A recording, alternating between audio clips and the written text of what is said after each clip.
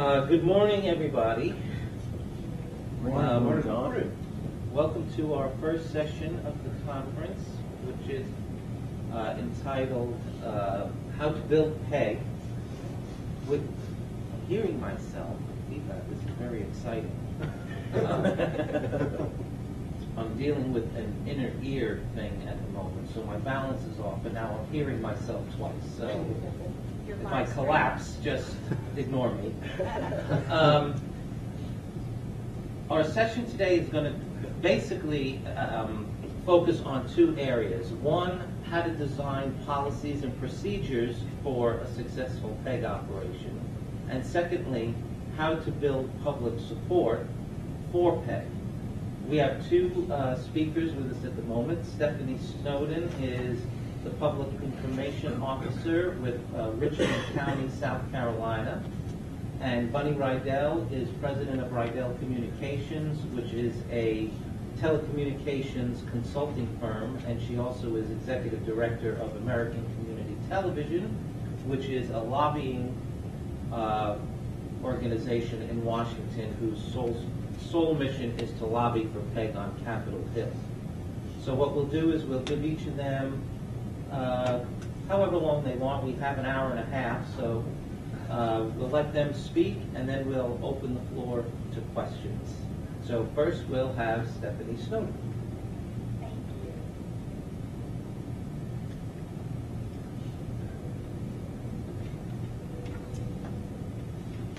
Well, good morning. First, I want to say that was a sorry good morning that y'all gave him. So we got to hear a good morning. Especially since I was up at 3 o'clock this morning driving in. Good morning. Where are you all from? Just shout it out. Like, who came the farthest way? I think we might even have somebody from Florida. Where are you? Florida? Atlanta. 4 hours. Atlanta? Yes. Okay, awesome. Well, I'm Stephanie Snowden. I'm the Public Information Director for Richland County, and I've been there for approximately 12 years. And I started as the PIO, the Public Information Officer, and then moved to a director, and 12 years later, I actually have staff, and I actually have a PEG channel. And initially, when they were talking about giving me that in addition to dealing with the media, and I do manage some departments, I was like, no way, I don't want it. How many of you have PEG channels already? How many of you are responsible for the PEG channels? So how many of you can feel my pain when I was like, no, because the thought of trying to develop new content and the thought of trying to keep it fresh and high quality and engaging, and then having people calling you and wanting to put things up, and how you manage that workflow, because very often we don't have large staffs. Your communication staffs and the staffs that manage it, you may have one person if you're lucky, and that's all that they're dedicated to do. So just really, I want to do this in a casual style. It's early. I'm actually amazed that y'all are up this early, because when I saw it, because I'm in 50 million different directions, we have kind of oversight over the jail and everything else, and so I was talking to Justin Martin, who I work with and who manages our PEG channel in the county, and I was like, 8:30, what? So and many of you all were here at 7, so my hat's off to you. So I'm just going to do a very brief presentation. How many of you actually have a staff to go out and shoot and edit, or how many of you are really kind of just running community boards?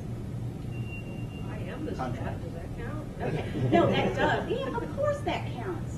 Well, all jokes aside, it really, having been in television, the biggest concern that I had is not running the same stuff over and over and over again. And I'm going to talk to you, and I think we're all going to talk to you about ways to actually let the community do some of the work for you. But I just wanted to start out. How many of you ever have heard of Prezi?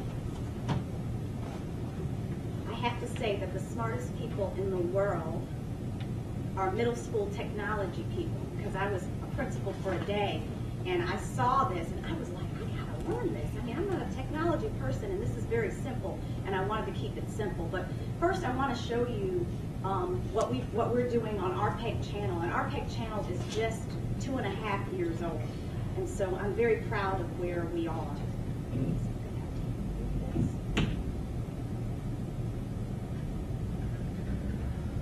Can you all hear us? TV, bringing citizens and government together.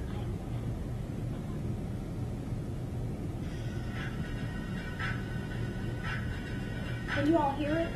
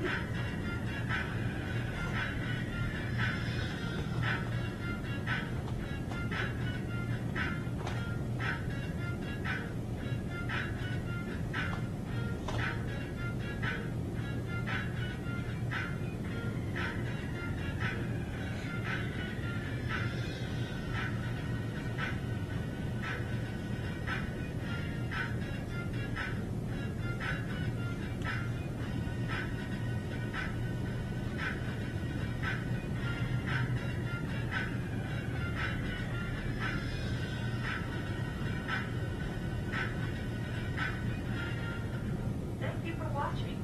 This is RCTV, television for Richland County. So that's really a little snippet of the channel that we have. And so now I'll just kind of address briefly some of the ways to kind of get there, to start from 0 to 60, because we essentially had no effort. I work for the county. The city has had a channel for probably the better part of a decade.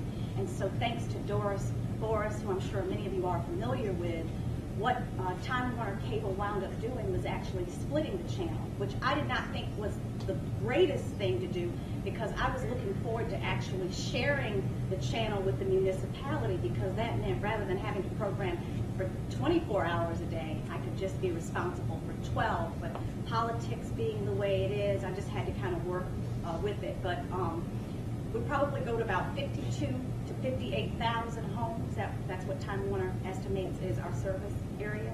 And there is a tremendous amount of value in it.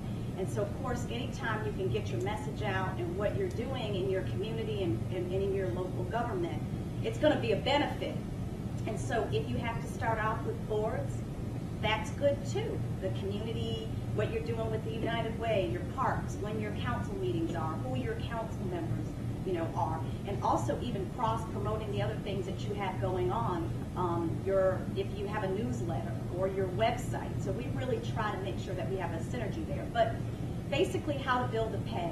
I think you have to be very realistic. I think you first have to really assess the talent pool that you have in your respective governments or agencies, and not try to be, if I had tried to do all of this in year one, it just wouldn't have happened. I mean, okay, so I assessed my skills and the skill set of the people that I had around me at that time, and they were basically zero, nilch. I mean, all I know is that you put on the remote, and don't give me a universal remote that tapes and does a whole lot of other stuff. Just, I know that when I turn it on, I'm gonna have some TV. So now they're asking me to make TV. So what I did was I actually talked to people who actually were already doing it, and my staff and I actually came to Cabarrus County, North Carolina, where they do a tremendous job, and actually looked at the systems they were using, and even had our folks talk to them. And even though I did not know exactly what they were doing, I was at least able to get the name of the contractor that they were using, the equipment that they were using, figure out kind of how they were scheduling. And so what I did was just kind of really educate myself on what would be the easiest way to do it, to where I wouldn't have to be so consumed with schedule. How would I be able to have a high quality product, have it implemented well, and after speaking with someone who was doing it, it just calmed my nerves and made me realize that it wasn't so completely overwhelming. And so I would just caution you to just be very realistic. And even what we do is, we're the PIOs and we handle all of the communications, but we get a real kick out of discovering untapped talent. You know, that person who's answering the phone at your front desk, they probably have a really nice voice, and so you can get them to do some of your commercials and promos and that sort of thing. And usually the employees, the rank and file employees, get a kick out of it, and you're boosting morale as well. So look at and if you want to have well, we know you do this, Bill, but Orangeburg talent search, you know, for the next face of Orangeburg County or whatever community you're from, you can definitely do that. And that goes into the next phase, which is be flexible. You're not going to have everything you need year one. You may only be able to get one piece of equipment, you know, with how our budgets are. So just make it last. In our case, I wanted a piece of equipment. It's called a TriCaster. And what it does is allows us to not only stream live our council meetings over the internet, but it also allows us to stream live over our cable channel. So I knew that that would be my first piece of equipment to invest in. So just be realistic, and it's okay to even have a 5-year plan on where you want to go. Establish partnerships. I think that is very important because, you know, maybe you might, I mean, the United Way hits us up anyway, so they generally have access to videos. Same with the museums or any of the Heart Association. They're having different events and things going on, and very often they're videoing it or have information or have photos. And so you can certainly use those with your channel. So don't underestimate the value of partnerships and how that can add content to your channel. Now here's the trick. You got to do it in a way that it doesn't create more work for you. So, you know, you got to sell them on the vision that they get to see their name in lights. And so you got to be smooth with it. You almost have to be like a salesperson. You have to say, you know what? I would love to put y'all on our channel. Like if you could go ahead and write that press release, or you could go ahead and get the video ready for me, that'd be like a really great idea. If you just give me your PSA or whatever. Because if you don't do that, then you'll wind up, you know, going crazy. So you've got to put the onus on them. And what we try to do is make sure that it's nonprofit and not-for-profit ventures or partnerships that we might have as a local government, like say for the museum. We fund the museum. So if they, like right now, we have a Matisse exhibit. We have the Impressionists. And so there's nothing wrong with saying to the museum, can you get us some information and have that ready to go on television? And they'll write it, and they'll either send photos or whatever. So give that as a to-do for them, and that will freshen up your content. Find the right people. Find the right people. It's important to find the right people. Initially, I used a contractor in year one, and they were tremendous. They were tremendous year one. But then I started getting frustrated because I was paying them $500 a month to update the channel, and the channel wasn't getting updated, and it had been a 10-year relationship, and they had gotten kind of comfortable.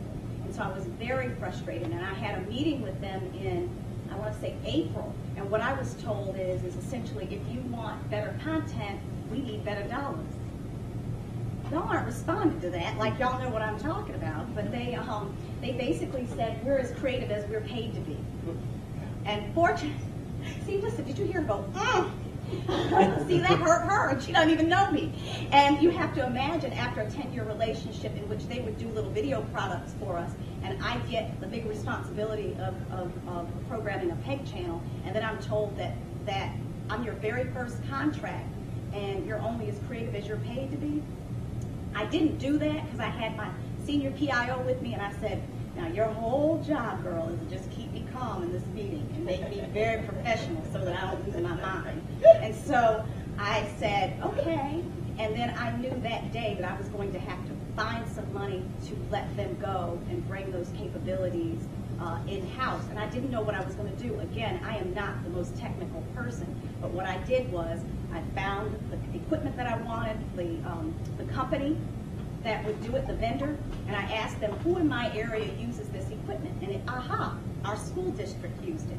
So I was able to contact the PIO, again, partnerships at the school district, and sit in with the gentleman who did it for the school district, and I learned just enough to be dangerous, to be able to program and do it myself. I mean, I am not smart in that area. That's not my skill set. But I was just determined that I was going to get rid of those folks that told me that they were only as creative as they were paid to be. And they really kind of had me at the 5 barrel because they knew everything and they knew that I didn't. And that taught me a very valuable lesson, which is you need to make sure that you, even if you don't know how it's done, you need to stay engaged so that you're not taken advantage of from a financial standpoint or from a content. So I would just say that you just need to make sure that you're engaged and you keep yourself, even if you're not technical, stay engaged so that you're not taken advantage of. And if you've got to give somebody the boot, that you can at least keep things going until you can find somebody. And also going along with finding the right people, you know, I have to say for me that the right people gods like opened up the sky and parted the earth for me. It was like, oh, because before we actually had a PEG channel, I was actually in partnership with a local TV station because I knew that I didn't have the capabilities. But for like 5 years, there was a local TV station, I think it was the CW. And don't underestimate the power of partnering with locally owned channels that might not have news content. Because I met with them, because I looked and I said, you know what? You don't have to have cable necessarily to actually see the programming. So I was like, I wonder if they'd be interested in a half-hour show. And so I actually met with their station manager, and they were like, great, yes, that's what we want. And then I left like, oh, how am I going to do a half-hour show? But we did figure that out. But because I had to free up money, I had to stop doing that. And that was only like maybe, and I don't want to say only like we just rolling in money because we're not, but it was about $5,000 a year. I paid for the spot. It was like paid programming. But the benefit was just tremendous because it went through 3 counties in my community, and I was able to actually do that and create a brand for the county. And when I was, and this is a true story, when I went there to actually kind of kick them to the curb too, I did a whole lot of kicking to the curb 3 years ago because I just couldn't finance it anymore, and I gave them a heads up. Just so happens, they were actually, I'm sorry, I don't mean to hurt you, I don't mean to talk about your pain, but it just so happens he was getting laid off, Justin Martin, the gentleman that I wound up hiring, and it was just like, almost like it was just a fortuitous. So I will say this, pilfer your local TV station. And the more broker they are, the better your situation is going to be. If they don't have any money and they're not really kind of paying their people the way they need to, and they don't really, because generally someone coming from a smaller station is going to have unbelievable skills. And now don't be talking to him after this. I don't want you to see none of y'all talking to him. But Justin has been really a godsend because not only does he know how to edit all of that stuff that you saw, he edited it. He also knows how to create stuff, create the graphics packages, but he also is in charge of our live streaming, so he's got the technical and the creative. And if you actually pilfer some of the local TV stations and bring them to your government organization, you're just going to have so much of a better skill set, and they're used to being on those deadlines. So the worst thing that you want to do is just get somebody comfortable just being in government. So find the right people. And I would say this kind of as one of the last tips on how to build a PEG is eventually you're going to have to bring those capabilities in-house because nobody loves you like you love you. Hence, I'm only as creative as I'm paid to be. So when they actually are invested, I mean, the work that Justin did, you've been with me now for a year? A little over a year. He just smoked it and took it to a whole other level. We've been winning awards and haven't looked back. I mean, I sit in awe of some of the things that he does, and it's because he cares, he's invested, and I allow him, I get out of his way. Like, I really get out of his way. That's his world. You know, I just want him to keep us from being sued. I mean, like, he's real creative. He will do some crazy stuff. I just try to keep the legal department away from our office, but other than that, I get out of the way. And I guess the final things that, you know, I would say, when it comes to policies, you need to kind of really think about how often and who's going to update your content. Because again, there's nothing worse than seeing the same thing over and over again. And you have to think about the content that you do. You know, do you want to do a lot of dated, like if you don't have a large budget, maybe your video needs to be what we call evergreen, which means if you're talking about your solid waste program or what a great place your jail is, you're trying to recruit detention officers or whatever, these things need to not necessarily have a time constraint on it. And maybe the stuff, you know, the community stuff and the boards are the things, but you still have to have somebody responsible for it. Otherwise, you're going to be in 2013 and you're going to see stuff rolling with the date of 2011, and then one of your commissioners or council members is going to call you. I think Mecklenburg County and Danny Deal, they do a tremendous job. I think they actually, I don't know if they still do it. Is anybody here from Mecklenburg County? All right. Well, I'll talk trash about them. Anyway, I cannot believe that they do this, but they actually had a sitcom called The Mecklenburgers. Have y'all heard of this? They had actors, and they charged the departments like $100,000 to actually be featured. And if I did that in Richland County, I would not be alive right now to tell the story. Because that just blows me away. They have actors like makeup, sets, and everything. And it's a comedy, and it's about Mecklenburg County. And like if they do something like, say, the park or a water park, then they'll base the whole episode around it. And it's just, I was blown away. But they do a tremendous job. But one of the things they do is they actually have policies, and they do like PBS, and they have underwriters.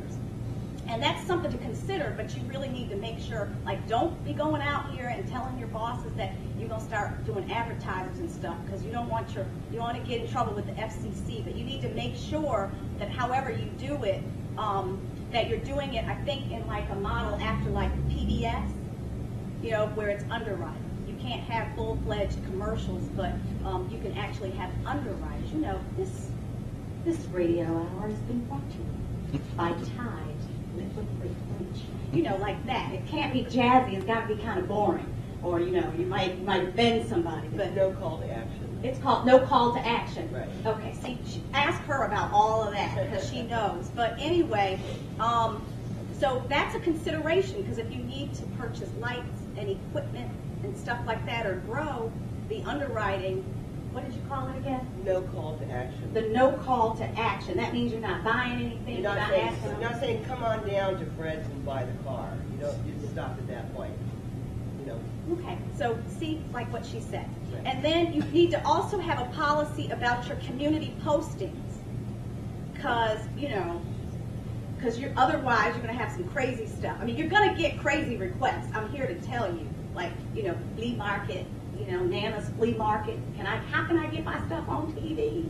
So you need to have some clear policies about what community postings will you do. Will you do churches? Like if somebody's doing a good community event, will you do churches? Or do you want to just keep it to government things or like that? So you just kind of need to think about those things and have a policy.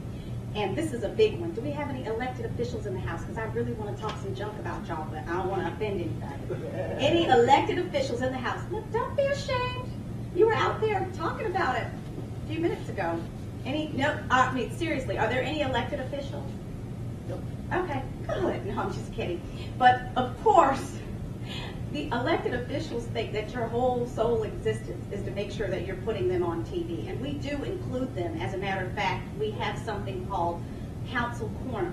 And I didn't make that up. I mean, I just think anybody could do that. Where we actually try to talk to them and get them in their elements so that kind of satisfies the need for the community to know who they are. And they really do need, and I think that there is a use for it. Now, I very carefully to make sure that as I promote the county, that's my focus. My focus is not to promote them, but of course, a lot of times there's some consternation and pushback from them. And I try to include them maybe in some of the county things that are going on.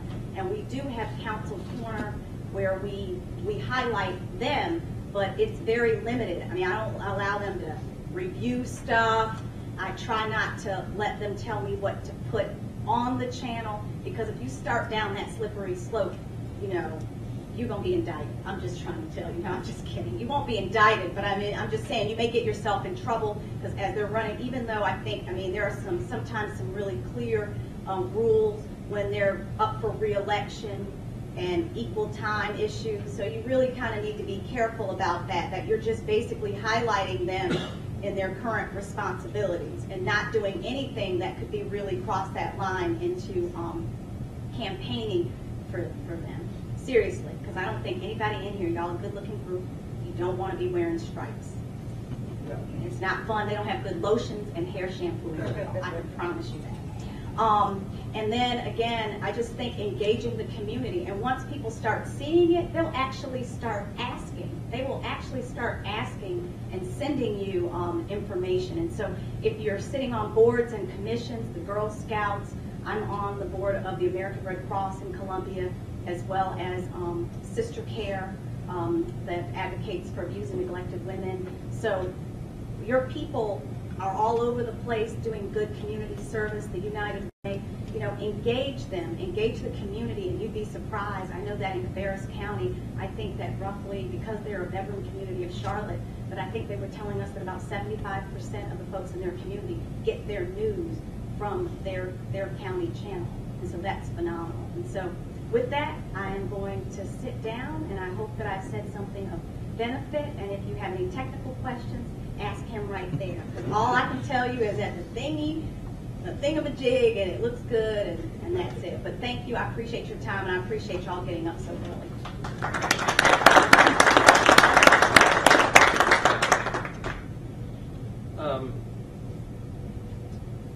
How many folks in here are doing government access? And what about education access? And of course, public access. Because all three of those, as we know, represent PED. And we're going to try to address each of those. We're very fortunate here in Charlotte that we have 6 PEG channels. We have the government channel, city's government channel. We have 3 education channels, one run by Central Piedmont Community College, one by UNC Charlotte, and one by Charlotte-Mecklenburg Schools, and then the channel that I run, which is Charlotte-Mecklenburg Public Access Channel. And I think what we want to get across also in this session is that PEG is successful when it reflects the community it's in. In other words, one size doesn't fit all. I mean, what works here in Charlotte isn't going to work necessarily in, Murfreesboro, Tennessee, or in Columbia or anywhere else. And so, to be successful, I think the first step is a recognition of what the community wants and what the community needs. Just as a little bit of a background, at our public access channel, for example, last year, the producers, and we have about 100, anywhere between 150 and 170 individuals producing programs. They produced just a shade under 5,000 individual program episodes in 1 year. And they range everything from church services to political talk shows to arts and entertainment. And my thought always has been is that a good PEG channel, if you came into whatever town you're in and you turned on the PEG channel and watched for a reasonable amount of time, you should have a good feel for what that community is, where you are. And certainly if you're in Los Angeles, that feeling will be different than if you're in Nashville. And that's what I think we need to keep in mind. And you need to develop policies and procedures that work for your community, because it varies. It really does. And that what is acceptable in one community may not work in another. And I think that that's very important. But the first step in all of this is to get political support for having a PEG channel, Because although federal law says a community can have a PEG channel, unlike many people would like to believe, there's nothing in the law that says you have to have it. And so I know there are several people maybe in this room that are trying to get PEG channels started, and sometimes it's difficult. 25 years ago, I started a small channel in central Pennsylvania, and the first thing the city manager asked me was, who in God's name would want to watch this channel? And after the first city council meeting was on, that was it. Because people were stopped at the grocery store and said, I saw that meeting, and why did you pass that ordinance? And boom, we were off and running. And that's what happens.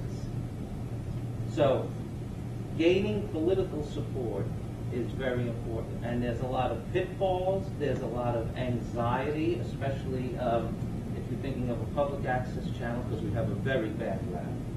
You know, I always like to, I'm just going to do this real quick because I just love doing this every day. Public access. What is the first thing that pops into your mind when you hear the words public access just shouted out? Wayne's World. Thank you. See? Now you hurt my feelings. Because that's not what it is. For example, in Charlotte, 53% of all of our programs are from churches. We have 70 churches in the city of Charlotte that use our channels. And that's what we're fighting, and that's what it's all about, convincing elected officials that that's not what it is. Now, unfortunately, the cable operator likes to perpetuate that that's what it is. That's their game. And that's what you're fighting also. You don't really need these channels. You have YouTube, you know. And so you go tell some elderly folks that, you know, are interested in watching a city council meeting. Well, go get a computer, learn how to use it, learn YouTube, search through the 10 million entries that are on YouTube, and find your city council. And that's no problem, according to the cable. So, what we have to do is ensure that elected officials know how important these channels are, how beneficial they are, not only to them, and Stephanie's right, I've always said for years, you want to make sure your government channel is going to work, give them a show, that's it. You know, because that's very important. But people watch these channels, and don't let anybody try to tell you that they don't. Because every survey, every community needs assessment that's done as part of a franchise agreement shows that people watch these channels. And so with all of that, now I will have Bunny come up to talk about how to make sure all of that happens.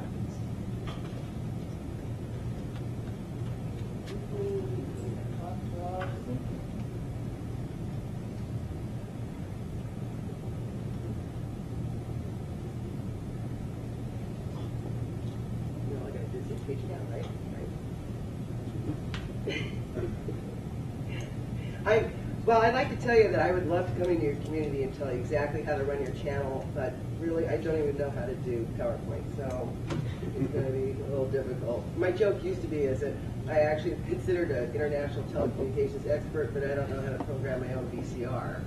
And forget about the DVR thing, I'm not even going there with you. And anyway, if I start coughing, and I've been coming off a really bad cold, I'm going to do a couple things because one of the things that I do is, even in the states where they still have franchise renewals, I go in and do community needs assessments, and I look at PEG channels with a fine-tooth comb. Sometimes I even irritate the PEG managers because I'm asking so many questions, I'm having them fill out questionnaires for me and so forth, and there are times when they even say to me, why do you need all this information? Well, I need all that information so I can build a picture of where the PEG channel is at, and you know, maybe make recommendations for maybe where they could go next, etc. I also do, beyond that, in places even where there's no state franchising, I do work with PEG boards, or I do assessments of PEG channels, you know, on request, you know, to kind of see where can we go to improve things. But before I launch into the kinds of things that I look at, I do want to talk for 2 seconds about policy.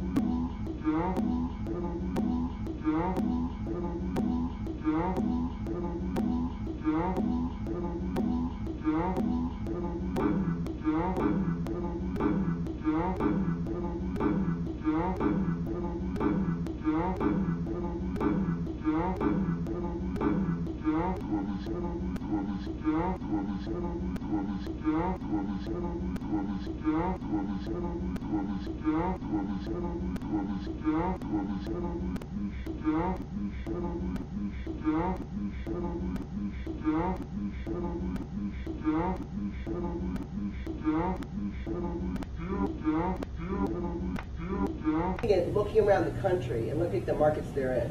So for you, and you can do this by really going to the cable company and saying, what are you charging for leased access here? You know, what are you charging for a 30-second commercial? What are you charging to produce that commercial? You know, the auto lots and so forth, they're getting produced by maybe the local cable operator for leased access. Well, what are they charging for the editing time, the shooting time, the script time, all of that? What are you charging for that? And then you are able to take that real market valuation and apply it to your program. How many people do you train if you're public access? And what community events did you cover? But more importantly, as you go, especially as you're starting out, really think about what your brand is going to be. All right? There are some access centers around this country who I think do a phenomenal job. Even the inspirational shows at the end of the show, it's like, call this number for a DVD of the show. That's still a call for action. We'll tell them, hey, you can put a website up there, you can put phone numbers up there, but you cannot actually try to sell something on air because it's against the policies there. The education channel we don't actually run. It's run by a consortium of the colleges in Raleigh. They supply all the content for that. All we do is put it on air for them. We actually just acquired that. It was run by NC State up until last month, and they are no longer doing any of their education training via TV. They're doing it all via the consortium. Colleges still supply all the content for that. We are probably going to put a couple of government programs on Channel 8, the education channel, for the county. Main reason is they want to be consistent, and we were having conflicts with the county and the city meetings to where the city, it's a city-run channel, so they had priority over it, so we would bump Wake County's meetings to a different channel, and then they weren't liking that when they got bumped, even though we put a crawl on the other channel telling them where they could find it. So Channel 18 actually has a wider range to that. That's more programming for us, so that they'll have less to fill and repeat. Like you said, you're tired of seeing repeats all the time. That's one of my big beefs too. In all of my programming, I do interstitials between each programming, so programming doesn't run together. And I do not like to see the same interstitials over and over again. So we create those.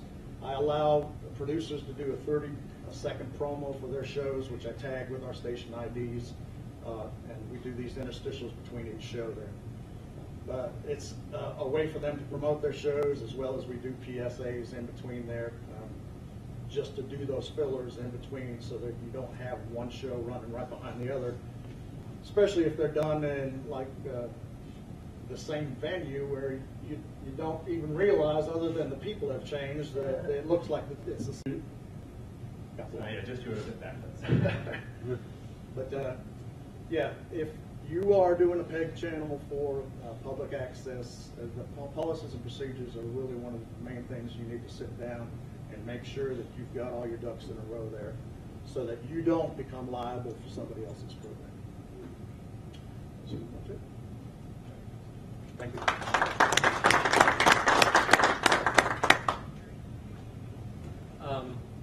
We'll have a couple of minutes for questions.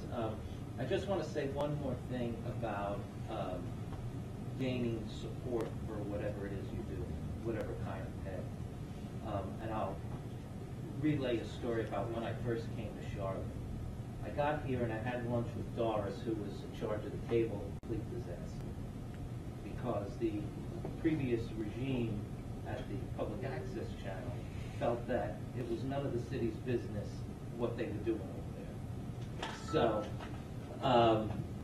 I met with the city attorney, who told me that city council was considering at the very next meeting pulling the plug on the public access channel, which was encouraging since I just moved here and bought a house. And how do we get out of this fix? So I went around and I met individually with every member of city council. And they all told me the same exact thing. We really want this to work over there. We really do.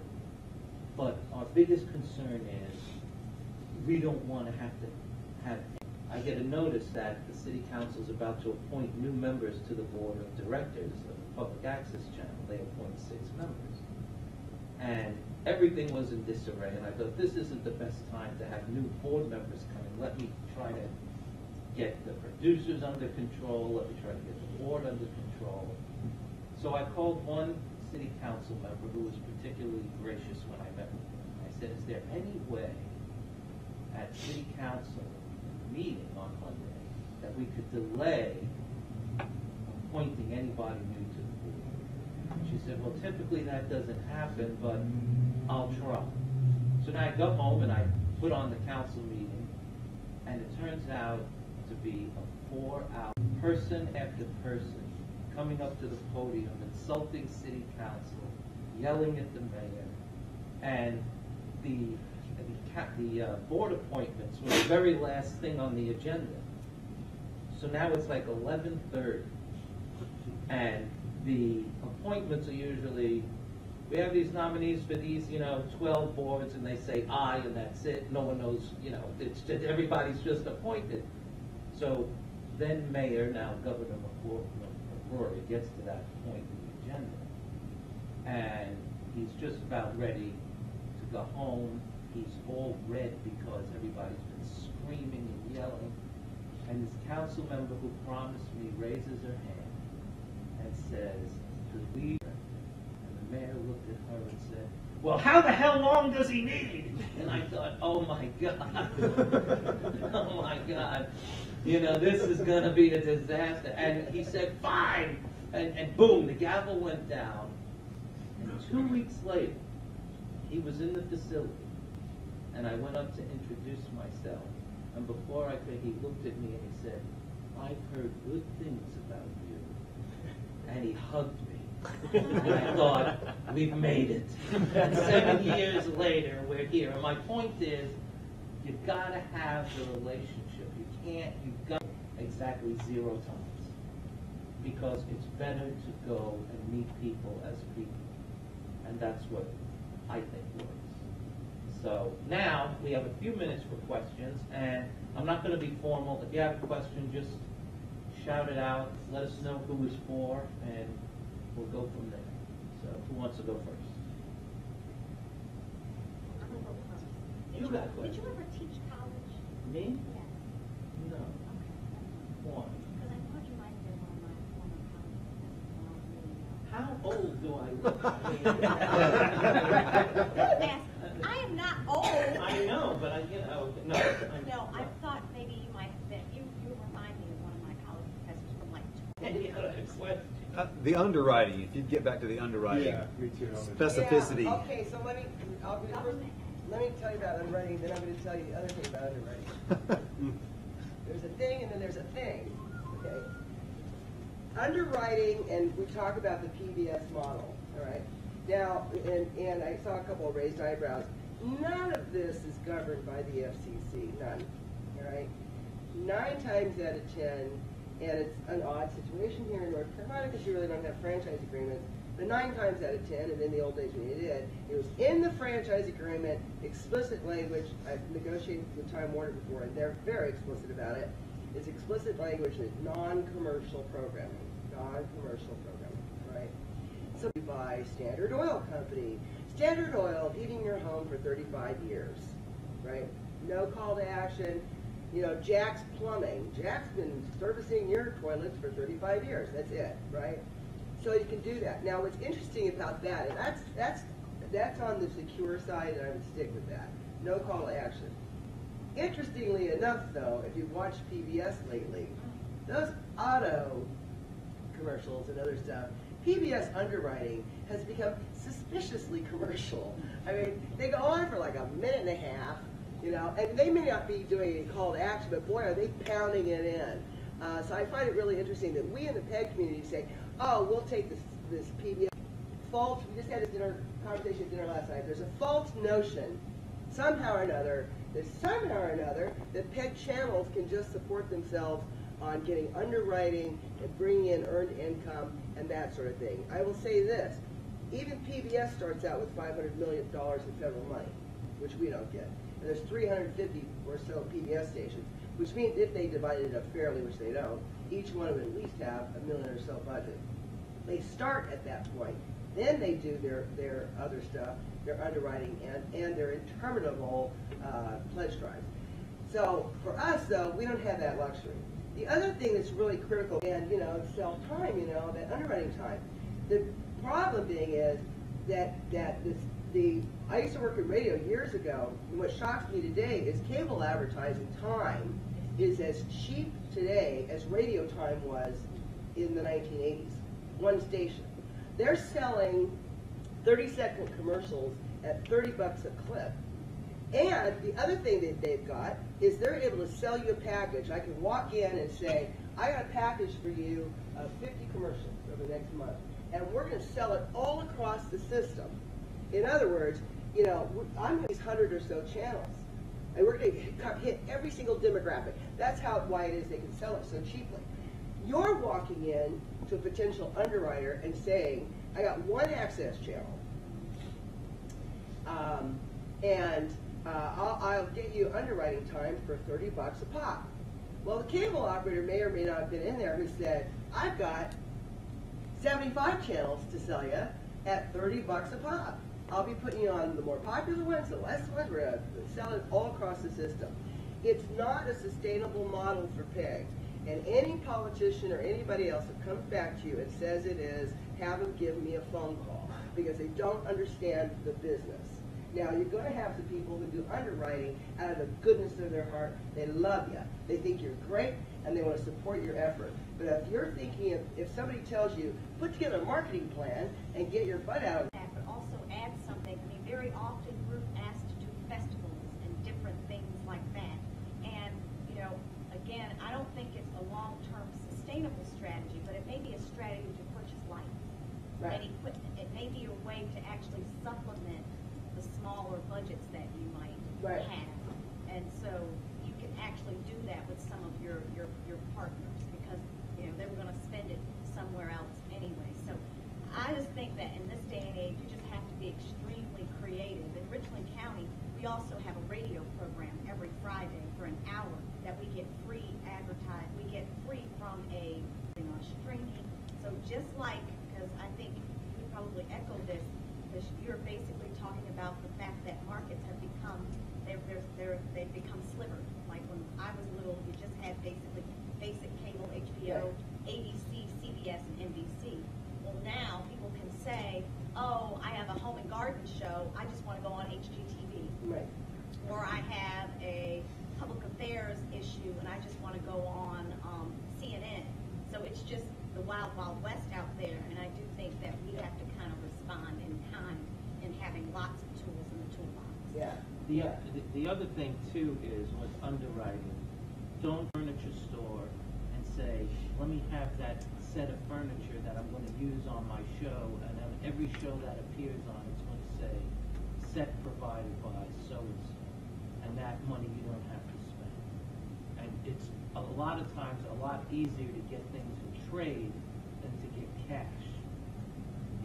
Excellent. I have a question. Is there, I've found it particularly challenging to figure out, because we don't subscribe to Nielsen, that it would matter because we're a diary market, so it would seem like it would be a waste of time. Is there any kind of structure or resource that you guys know of where you could figure out where you stand as far as how much you should ask for in an underwriting scenario if you were to ask for You're talking about eyeballs and so forth. She did an article for NATOA that I've got. You want to contact me, I can send it to you easily, which shows you how PEG stacks up in cumulative and among stations that are getting their Nielsen ratings, right? And I know this is true because during needs assessment, when we do community surveys, we've got PEG coming in at 1, 1.5, and 2. Now, 2% of viewership. Now, that may not seem like a lot, but ESPN, the most expensive, most popular channel, maybe not the most popular, most expensive for sure, channel system, it's 4%. 4% for ESPN. So we're hitting consistently 1, 1.5, and 2. I'll give you this. The 4 big shows like that. These 4 pay-per-view channels share a 2.6 audience share between the 4 of them, all right? So PEG's doing better than the pay-per-view channel. That was Connie's study. I also work with a fellow from Group W called Tom Wilson, who's probably done 150 surveys over the years, and it's consistent. That's his consistent finding. Places like Washington, D.C., we were finding the percentages closer to 3 to 4%, because the folks in D.C. are very, very interested, especially in their government channels and what's going on. You know, years ago, I think 99, when we were having this discussion about digital, I remember my membership at the time, when I was at the Alliance, being very nervous about getting lost. We haven't, not only have we not gotten lost, frankly, we've fared better in this environment of a million choices. Because of the million choices, we end up being the only ones that are providing local content. So we end up faring better in that huge wasteland. We're more distinguishable than a lot of the other channels. So that's the kind of, you could take that study, you could take Connie Book's study, you could say, look, here it is right here, very respected professor, and again, like I said, excuse me, but, you know, who watches current TV? Anybody? No, I didn't think so. Go ahead. So Connie Books? Connie Book is her name. Okay. Yeah, I said, I've got this study, I'm perfectly happy to Share. yeah, and Natoa should somewhere on his website have it, it's here in the Natoa Journal, but Okay. I'm And you know, happy to share it. it's a very difficult thing to judge. Before I came to Charlotte, I was in Dayton, Ohio, and every year, to promote the channel, we would buy a group of radio spots on a group of 7 radio stations that were all owned by the same company. And we would buy them into the holidays and all the holiday advertising. They used to sell us radio spots, 30-second spots, for $1 a piece. And if you were willing to give them $200, you know, 200 radio spots. So you're not looking at a cash cow that's going to, save your operation or be able to support your operation. Helps, but it's like icing on the cake, whatever you can come up with. Another big thing, YouTube. We've got our own streaming on our own website, but we also send our time that way. So that's another way to get your programming out that a lot of people are using. Somebody else. Buddy, I'd like to thank you for your lobbying work in Washington. Thank you. We read John's letter about what you're doing up there, and I want to thank you for that. I just want to show you. That's my 4th pair of shoes. You're welcome. It's been a labor of love. And guess what? We're getting closer. Good. We're getting closer. Don't despair. John, do you want to talk about the North Carolina Department of Revenue tax disbursement, hiding it from us? And I accidentally got a printout of the distribution sheet with my county on it, and I took it to him and I said, "What is this?" And he turned 30 shades of red. And it's another story after that. But you want to mention that to these guys?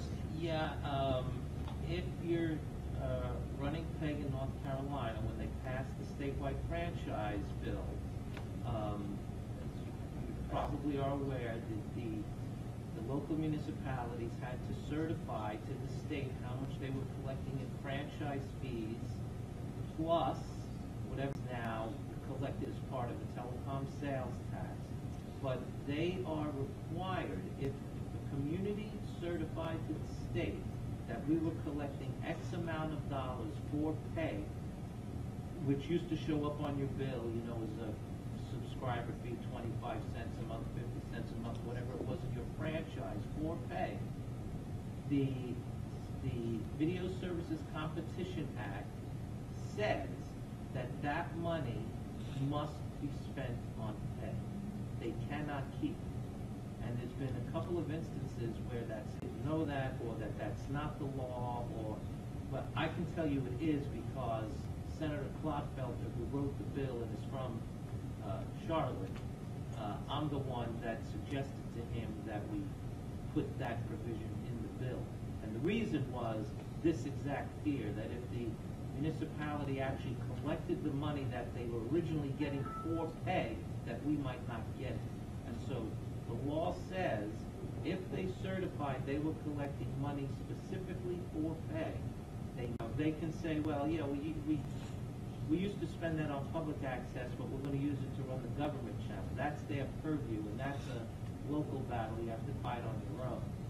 But if they certified that they were getting subscriber fees for pay, and that money is reimbursed by the state, they must spend it on pay.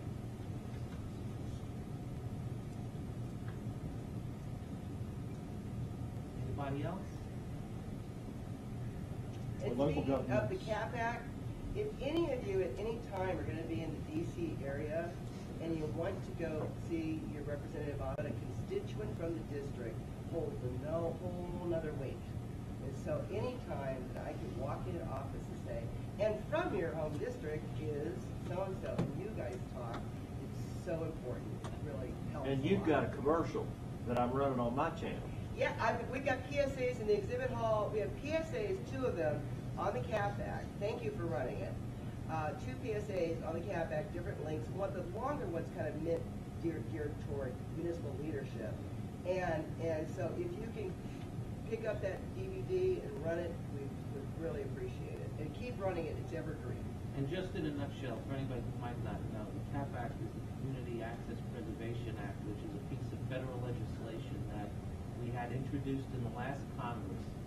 Basically what it does, among other things, but the most important thing it does is it re-establish 3 different levels of which that could happen, but especially in all the states of CTOA, which were all affected by statewide franchising. And in Georgia, lost their funding. South Carolina lost their funding.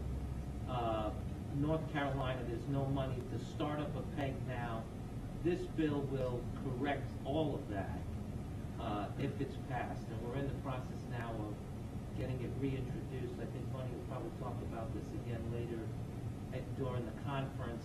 But we've gotten a lot of support from the biggest support from the United States Conference of Catholic Bishops, who have said this is their #1 communications priority is this bill. And we have gotten support from the Southern Baptist Convention as well. So, letter, please see Bunny or go to the ACT website. You can sign up there. We put it out once a week to let you know what we're doing in Washington. And on the sign-up sheet in the exhibit hall, there's a sign-up sheet too. We're just about out of time. Does anybody have any one last final question? Were local governments required to certify that they were getting subscriber fees? Yes. Way back when. They were. Some people might be confused about the initial PEG support.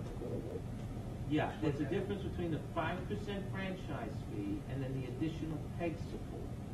And the subscriber fee for PEG part is the part that they're required to spend on PEG. The franchise fee is they're free to do whatever they want. And the channels have to be certified in North Carolina every year. They have to be recertified. And if they are certified, there is a PEG supplemental fund where you're entitled to money out of that. It was $4 million last year. There's a $4 million budget, basically equally divided amongst all the certified PEG channels. The governor put out his budget yesterday, I think. I haven't heard that we suffered anything in that, so that's probably good. So that's that's a couple of extra bucks for everybody. It's about $20,000 a channel. It wasn't less. By your channel, make sure they do that. I believe the deadline every year is the 15th of July, somewhere around there. Well, thanks for coming. I hope everybody attends the rest of the Fed sessions and enjoy the rest of the conference.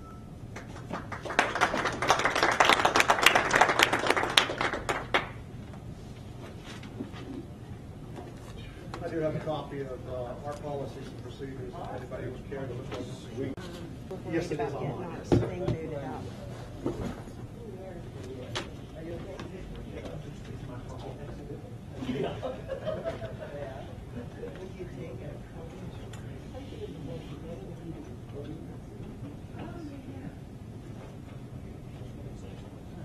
And we've got that separated into a technical section, and then just overall.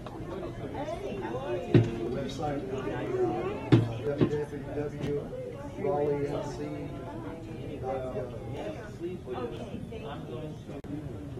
I'm sorry, right, it should be on there. Trustee, I'm heading back. Yes, ma'am. And I'm not gonna make it to the jail. Well, Melodies will be okay. They'll be okay. Oh, so have a good one, have a good weekend. Thank you. Any questions that you ask?